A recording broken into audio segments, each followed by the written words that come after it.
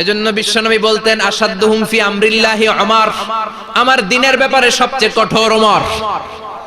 বিশ্বনবী বলতেন আমার পরে কোনো নবী নাই, কোনো রাসূল নাই, তবে আমার পরে যদি কেউ নবী হতো আমার ওমর নবী হয়ে যেত। লা নবিয়্যা বা'দি ওয়ালা রাসূল, আমার পরে রাসূল নাই, কোনো নবী নাই, তবে লাউ কানা বা'দি নবিয়্যুন লাকানা ওমর। প্রভু তুমি বলেছো রাসূল দেবে না, বলনি দেবে না ওমর, বলনি দেবে না হামজা তারিক, খালিদ বিজয়ী সমর। প্রভু তুমি বলেছো রাসূল দেবে না, বলনি দেবে না ওমর, বলনি দেবে না হামজা তারিক, খালিদ বিজয়ী সমর। প্রভু তুমি বলেছো রাসূল দেবে না। আল্লাহু আকবার। মদিনায় যত মুনাফিক ছিল জমের মতো ভয় পাইতো সাইয়েদনা ওমরকে।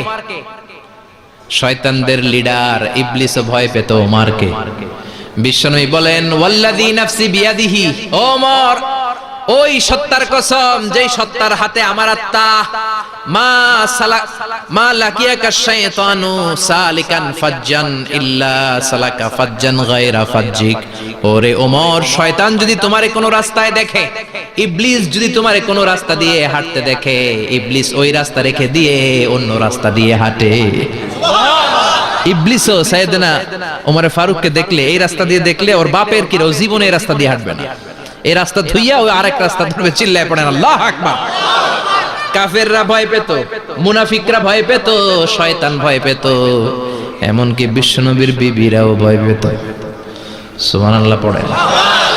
বিশ্বনবীর বিবিরা বিশ্বনবীরে ধরলেন আমারে এটা কিনা দেন ওইটা দেন। বিশ্বনবী কয় টাকা নাই, ক্ষমতা নাই, সামর্থ্য নাই, বেশি কথা কইলে তালাক নিয়ে যাও, তোমাদের চেয়েও সুন্দরী অনেক সতী সাধবী নারী আল্লাহ ব্যবস্থা করে দিবে।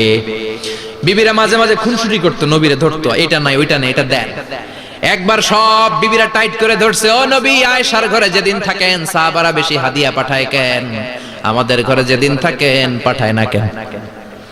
কালকে জুমার নামাজের পরে ঘোষণা দিবেন সবার ঘরে সমান সমান হাদিয়া। নবী কয় আমি হাইতান্ন।